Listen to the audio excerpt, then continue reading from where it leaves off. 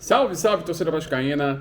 Tô na área para mais um vídeo de pós-jogo. Se você está chegando pela primeira vez aqui e não me conhece, muito prazer, meu nome é Eduardo Júnior. Peço que você se inscreva no canal, deixe seu like no vídeo, ative o sininho para toda vez que eu postar vídeo você receber as notificações e, claro, compartilhe nas suas redes sociais, que isso também é importante e ajuda a gente a divulgar o nosso canal aí. Pois é, termina o primeiro jogo da semifinal do Campeonato Carioca, Flamengo 3, Vasco 2. Com isso, o Vasco na próxima partida vai precisar ganhar com a vitória simples, se não me engano, porque o Vasco tem a vantagem aí conquistada pelo posicionamento no término da Taça Guanabara. Foi um jogo assim equilibrado, muitas falhas individuais, isso foram determinantes para a derrota do Vasco. O time já começa com uma escalação diferente, uma escalação que causou um certo incômodo na torcida do Vasco, porque ele saca o garoto Rodrigo, e entra com o Galazza, puxando o Andrei Santos, para jogar como primeiro volante e colocando os dois meias, o Galazza e o Jair, E isso causou um certo incômodo na torcida. Eu entendi o que o treinador quis fazer. Estão tentando atribuir a derrota a ele, por causa dessa modificação, como se essa modificação tivesse sido determinante, para o resultado do jogo, e não foi. O que foi determinante foram as falhas individuais cometidas, tanto pelo zagueiro que entregou a bola no pé do Pedro, quanto no terceiro gol do Flamengo, onde o zagueiro Fabrício Bruno entra por trás do Pumita e todo mundo olhando a bola, ele sobe tranquilamente para fazer o terceiro gol do Flamengo. Então o que foi determinante foram as falhas individuais, não foi a troca do treinador. O Flamengo veio com uma escalação com o Mateuzinho na lateral direita, e foi isso, na minha visão, que foi o determinante para o treinador entrar com o Galazza, porque o Mateuzinho é um jogador mais agudo do que o outro lateral uruguaio. Então ele tinha o Ayrton Lucas pela direita e o Mateuzinho pela esquerda. Com a volta do Pedro, ele centraliza o Pedro e puxa o Gabriel Barbosa para jogar pela direita e o Arrascaeta jogar no centro para a esquerda, porque eles jogam de perna invertida para poder fazer o cruzamento para a área, pegando os jogadores do Flamengo, fazendo o facão nas costas do adversário. Então ele puxa o Gabriel Barbosa para a direita para jogar naquele setor ali, e o Arrascaeta centralizado mais para a esquerda. Então o treinador entra com o Galazza para justamente tirar essa jogada do Flamengo, do Gabriel Barbosa, que a bola passa muito pelo pé dele, quando ele está jogando aberto, para o Galazza fazer essa pressão no Gabriel Barbosa e deixar o Mateuzinho no combate, no mano a mano com o Piton. Haja vista que o Alex Teixeira não iria fazer essa recomposição defensiva como o Gabriel Peck faz e bate de frente com o Ayrton Lucas lá. Então ele entra com o Galazza, pressiona o Gabriel Barbosa, dá certo. Por que dá certo? Porque o Gabriel Barbosa não fez um bom jogo, tira essa jogada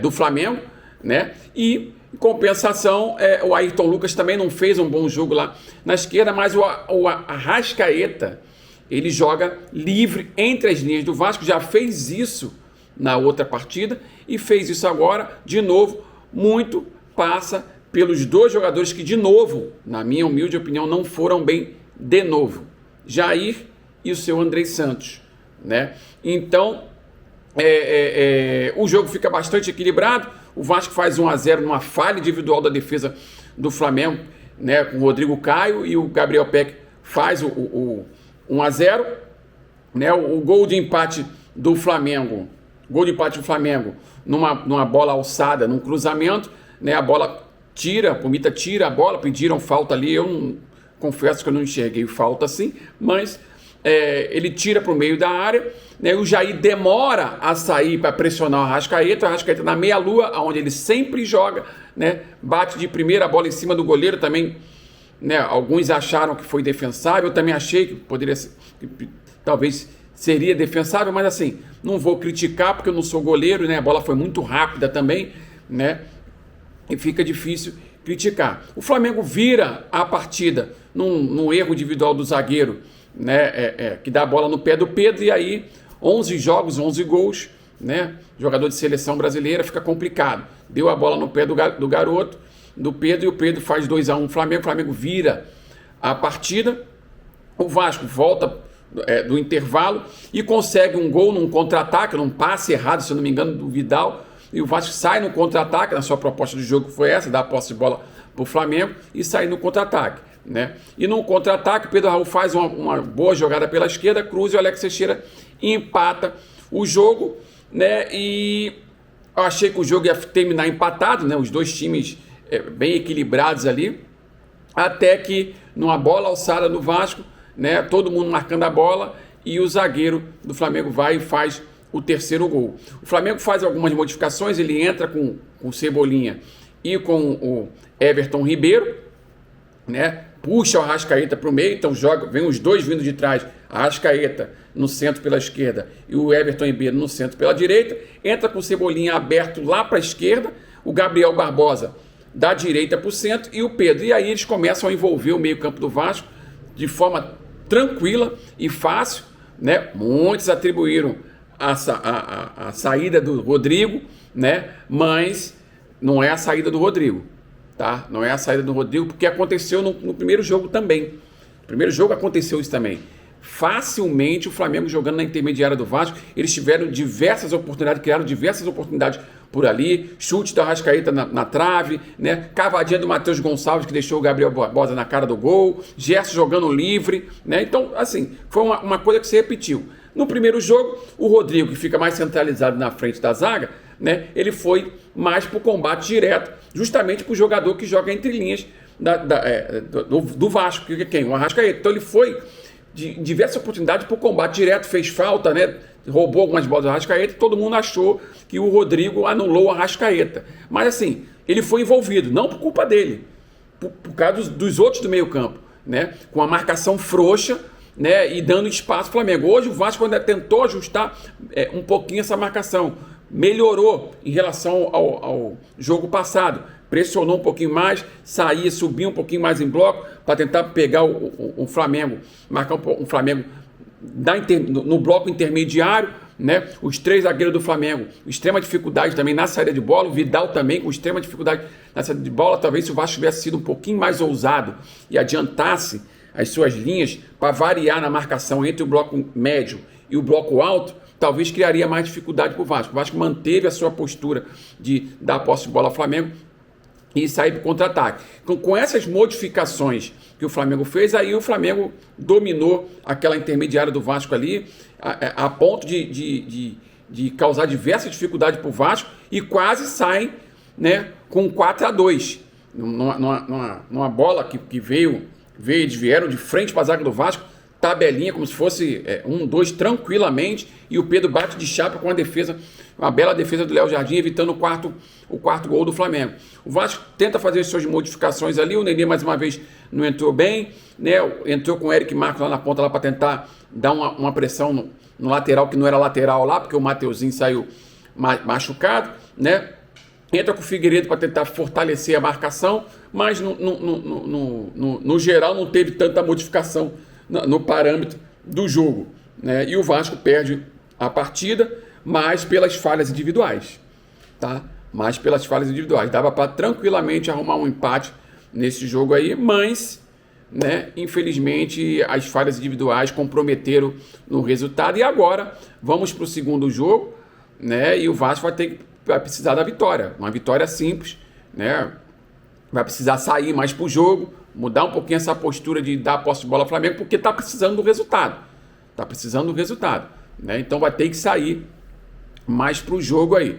O time do Flamengo é um time pronto, né? O Vasco ainda está em formação, então essa derrota não é para se desesperar, assim como a vitória, né, no outro clássico não transformou o Vasco em Real Madrid. A derrota hoje não vai transformar o Vasco em Ibis, né? Nós temos defeitos, principalmente esses dois meias, né, seu Jair e seu Andrei Santos, que não estão fazendo boas partidas, não fizeram uma boa partida contra o Flamengo, não fizeram uma boa partida contra o Bangu e hoje não fizeram de novo.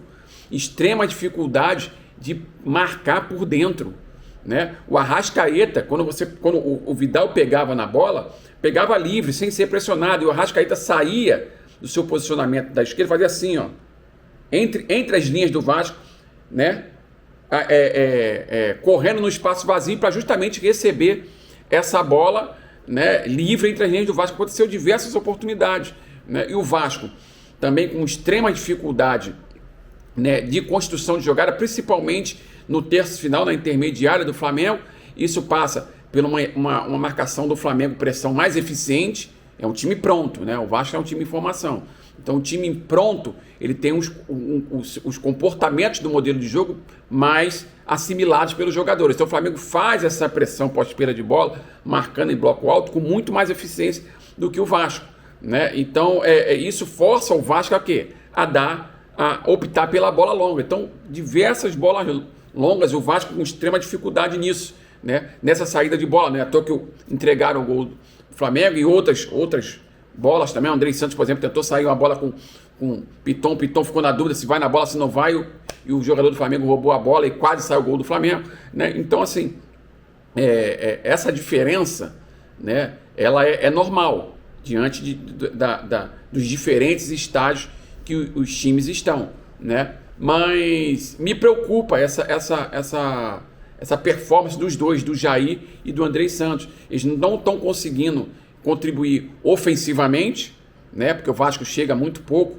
né? Por dentro, é mais em bola longa e sempre por fora, e estão contribuindo um pouco defensivamente, deixando muito espaço, né? À toa que o Flamengo joga tranquilamente na intermediária do Vasco, tranquilamente, né? Sem ser incomodado. E a defesa, a segunda linha do Vasco, sendo pressionada o tempo todo, né? Seja em igualdade numérica ou às vezes até em superioridade numérica, como aconteceu em algumas oportunidades, né, no Clássico. Então isso precisa ser revisto, né? Eu não sei o que o Barbieri vai fazer, mas os dois estão comprometendo o meio-campo do Vasco, e o Flamengo, né, na sua característica, né, que todo mundo sabe, mantendo a posse de bola, né, no campo do adversário, troca, movimentação constante sem a bola, né, e consegue envolver facilmente o meio de campo do Vasco. No outro jogo, como eu falei, o Rodrigo ainda foi para o combate direto com o Arrascaeta entre as linhas do Vasco, né? Agora, sem o Rodrigo, né, com os três jogando praticamente paralelo, né, o Galaza, o Andrei e o Jair, né, o Andrei teve extrema dificuldade de sair para o combate direto. O Arrascaeta, às vezes, até saindo do seu posicionamento de primeiro volante, avançando demais e deixando justamente esse espaço entre linhas. Por isso que o Arrascaeta teve muito mais facilidade hoje do que na outra partida, né? Vamos ver para o próximo jogo como que o Vasco vai se comportar, como é que vai ser a escalação. No outro jogo já tem o Orelhano, é uma peça importante, principalmente na questão da jogada individual. Ele tem essa questão da jogada individual que pode ajudar o Vasco aí, principalmente no seu momento de ataque, na transição ofensiva e no seu momento de ataque, na intermediária do adversário, né? Sinto falta do Vasco mais corajoso contra o Flamengo, né? O que seria mais corajoso? Você oscilar entre a marcação no bloco intermediário e a marcação no bloco alto. Pressiona eles lá na frente também, assim como eles fazem com o Vasco, porque o Flamengo não tem jogador de velocidade, né? Então, por exemplo, se você pressionar num bloco alto, mesmo que eles consigam sair com um passe entre linhas ou um lançamento longo, né, eles não têm jogador de velocidade. O Arrascaeta não é um jogador de velocidade, o Everton Ribeiro não é um jogador de velocidade, né? O próprio Gabriel Barbosa não é um jogador de velocidade, nem o Pedro é um jogador de velocidade. Então você arrisca um pouquinho. Claro que é difícil você pedir isso com a vantagem, né, conquistada de jogar pelo empate. Então o Vasco fez o jogo da mesma forma que fez no outro, dando a posse de bola do Flamengo para tentar sair no contra-ataque. Agora vai ser diferente, o Vasco vai precisar fazer o resultado. E aí, em certos momentos do jogo, vai precisar ser um pouquinho mais ousado. Vamos ver como é que vai ser o comportamento do time. Foi como eu falei, ganhou outro jogo, o Vasco não se transforma em Real Madrid.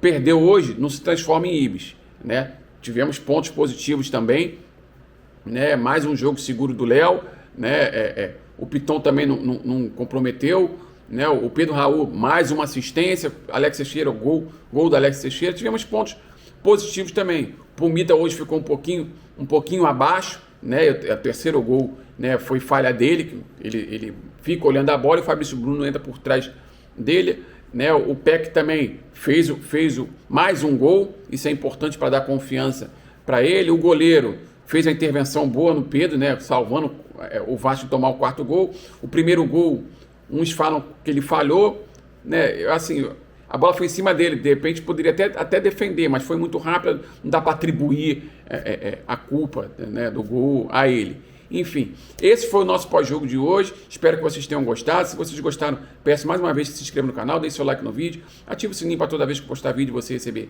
as notificações. E vamos para o outro jogo aí, precisando fazer do resultado, precisando fazer o resultado. Eu acho que uma vitória simples, né, o Vasco classifica para a final. E vamos ver como que o time vai se comportar, né? Lembrando que tem um jogo antes contra o ABC na Copa do Brasil, né? Então, olho nesses dois, Andrei Santos e Jair. Né, a performance está abaixo do esperado, né, e isso está fazendo com que o Vasco tenha dificuldade contra o Flamengo, principalmente, né, nessa intermediária na frente da segunda linha do Vasco, os 4 defensores. Tá? Então vamos em frente, aguardar o próximo jogo para ver no que vai dar. Um abraço e até o próximo vídeo. Valeu!